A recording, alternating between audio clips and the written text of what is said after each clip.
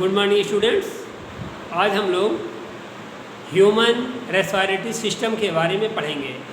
Human respiratory system का मुख्य अंग होता है लंग्स, जो नंबर 7 पे लिखा है। हम लोग पहले पूरे रेस्पिरेटरी ट्रैक की स्टडी करते हुए आएंगे, उसके बाद हम लोग इसके बारे में डिटेल पढ़ेंगे। देखें, इसमें है नोज, नेजल कैविटी मीन्स नाक और नासा गुहा। फेरिंग्स के बारे में आपने पढ़ा है। Pharynx digestive system and respiratory system का कॉमन चैम्बर होता है। ट्रेकिया श्वास नाल, ये देखिए ये श्वास नाल होती है। श्वास नाल की जो ओपनिंग होती है इसे हम ग्लॉटिस कहते हैं। ग्लॉटिस के ऊपर जब हम लोग भोजन करते हैं तो एक कवरिंग उसको ढक लेती है, उस कवरिंग को एपिग्लॉटिस कहते हैं। ये नोज है, नोज से हवा गुजरती है और ये आपको पढ़ाया गया था माउथ कैविटी है। ये नेजल कैविटी है। नेजल कैविटी घुमावदार होती है। नेजल कैविटी में रोम और म्यूकस ग्लैंड्स पाई जाती है जो इंस्पायर्ड एयर को छानने और वातानुकूलन का कार्य करते हैं। मीन्स हमारी नाक एसी के समान कार्य करती है।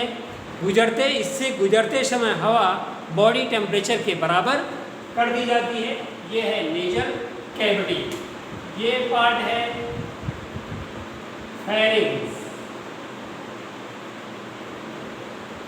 फेरिंग्स में बताएंगे आपको ये पार्ट है ट्रेकिया, नंबर 3 पे लिखा हुआ है ट्रेकिया। और फेरिंग्स में एक और नाली जोड़ी होती है जो आपको डाइजेस्टिव सिस्टम में पढ़ाया गया था। इसका नाम है ईसोफेगस। लेकिन हमें यहाँ पर इसके बारे में नहीं जानना है, इसके बारे में जानना है। ट्रेकिया की लंबाई हमारी गर्दन और सीने की लंबाई पर निर्भर करती है। ट्रेकिया वक्ष में पहुँच करके 2 पार्ट में डिवाइड हो जाती है। सीने में पहुँच कर ये 2 पार्ट में डिवाइड हो जाती है। इसे कहते हैं ब्रोंकाई या हिंदी में कहते हैं श्वसनी। और ये श्वसनी अब फिर लंग्स में, अभी लंग्स के बारे में डिटेल पढ़ेंगे तो आप जानेंगे कि हमारा राइट लंग्स बड़ा होता है, लेफ्ट लंग यहाँ हृदय के प्रेजेंस के कारण छोटा होता है। ये लेफ्ट लंग, इसमें 2 चैम्बर होते हैं और इसमें 3 चैम्बर होते हैं। अब जितने चैम्बर हैं ब्रोंकाई उतने पार्ट में डिवाइड हो जाती है। एक इधर, इसमें 2 थे तो 2 पार्ट में डिवाइड हो गई। इसमें 3 हैं,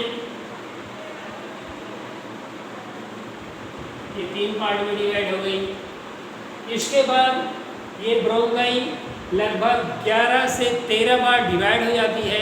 जैसे पेड़ होता है, पेड़ का जो मेन स्टेम होता है वो मोटा होता है, फिर उससे जो ब्रांचेज निकलती है उससे पतली होती है, फिर उससे पतली, फिर उससे पतली, फिर उससे पतली।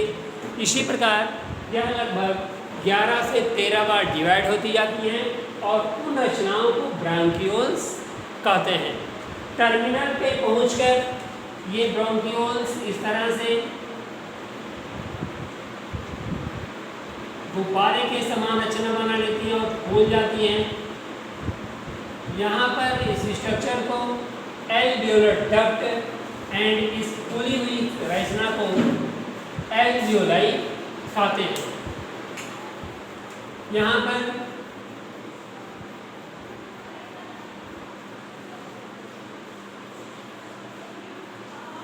हार्ट पाया जाता है। हार्ट से पल्मोनरी आर्टरी निकल करके इस तरह लंग्स के इसी पार्ट जिसे हाइलम कहते हैं इसमें घुसती है। और यह लंग्स की पल्मोनरी आर्टरीज भी सेम उसी तरह जिस तरह हमने आपको ब्रोंकाई के बारे में बताया कि पेड़ की तरह ब्रांचिंग होने लगती है और पतली पतली शाखाओं में बढ़ जाती है। और इसके बाद इसके ऊपर लिपट करके एक स्पॉन्जी स्ट्रक्चर बनाती है और फिर उसके ऊपर कनेक्टिव टिश्यूज की, एपिथेलियल टिश्यूज की कवरिंग बन जाती है और इस तरह से हमारे लंग्स का फॉर्मेशन होता है। इस तरह आपने पढ़ा नोज नेजल कैविटी, ये है, थोड़ा एक बार रिमाइंड कर दें। नोज नेजल कैविटी घुमावदार होती है, इसमें रोम और श्लेष्म ग्रंथियाँ होती हैं जो श्लेष्म का सेक्रेशन करती हैं, जो म्यूकस निकलता है, जो हमारी नेजल कैविटी को नम बनाए रखती हैं और इसे गुजरते समय हवा का एयर कंडीशनिंग हो जाता है। ये पार्ट है फेरिंग्स। फेरिंग्स आपको पढ़ाया गया था पहले भी, ये रेस्पिरेटरी सिस्टम और डाइजेस्टिव सिस्टम का कॉमन चैम्बर है। यहाँ पर ये नली है ट्रैकिया, श्वास नाल, ट्रैकिया थर्ड जो लिखा है जिसके लिए।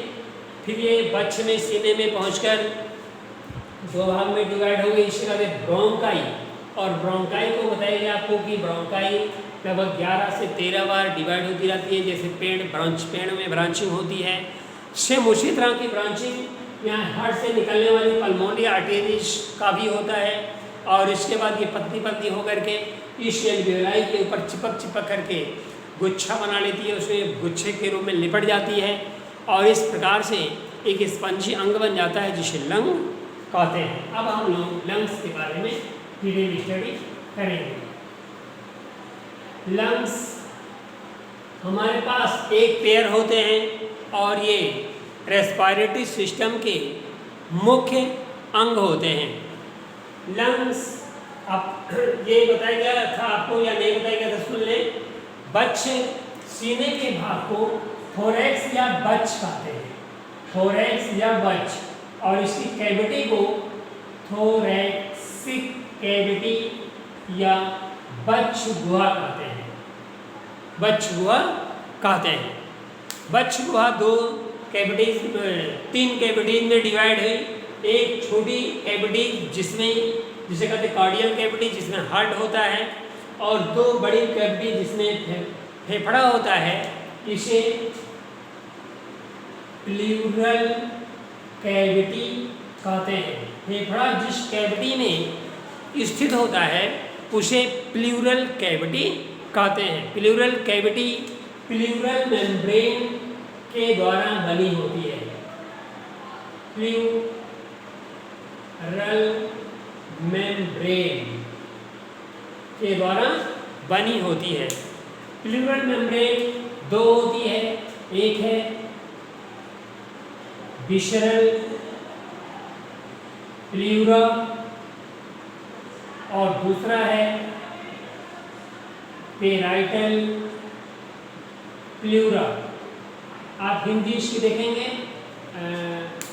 आंतरांगीय फुफ्फुसावरण और भित्तीय फुफ्फुसावरण, इन दोनों से मिला करके प्लूरल मेम्ब्रेन बनती है। और एक इसमें देखें विसरल प्लूरा लंग्स की दीवार पे चिपकी होती है और दूसरी उसके बाहर की तरफ होती है पेराइटल प्लूरा। इसके बीच के स्थान को प्लूरल कैविटी कहते हैं। इसमें भरे हुए लिक्विड को प्लूरल फ्लूइड कहते हैं।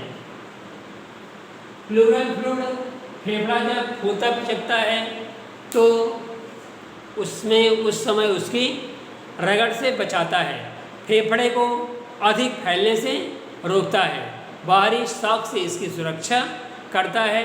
इस प्रकार ये कैविटी इसको सुरक्षित करती है।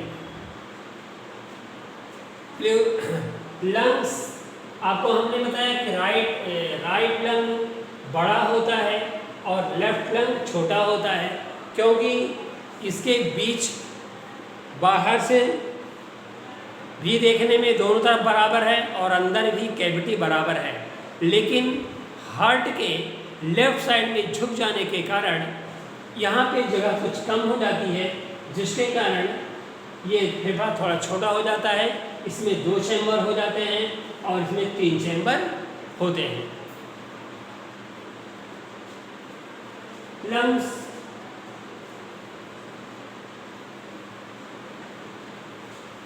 स्पॉन्जी गुलाबी रंग का स्ट्रक्चर होता है, ये खुलता और पिचकता है। इसके ऊपर के भाग को एपेक्स कहते हैं और नीचे के पार्ट को बेस कहते हैं। ये नीचे की तरफ इसकी पैराइटल प्लूरा डायफ्राम से चिपकी होती है। डायफ्राम जब नीचे जाता है तो ये कैविटी का आयतन थोड़ा सा बढ़ता है और जब ऊपर जाता है तो डायफ्राम की कैविटी थोड़ा सा कम हो जाती है। इस प्रकार आपने पढ़ा कि आपके पास दो फेफड़े हैं। फेफड़ा रेस्पिरेटरी सिस्टम का मुख्य अंग होता है। फेफड़ा एक गुलाबी रंग का स्पॉन्जी अंग होता है जो फूलता पिचकता रहता है। इसमें सांस लेते समय हवा भरी और खाली की जाती रहती है। इस प्रकार आपने पढ़ा रेस्पिरेटरी सिस्टम ऑफ ह्यूमन। अब आप होमवर्क नोट करिए। रेस्पिरेटरी सिस्टम के मुख्य अंगों का नाम लिखिए। नेक्स्ट, रेस्पिरेटरी सिस्टम के सभी अंगों का नाम लिखिए।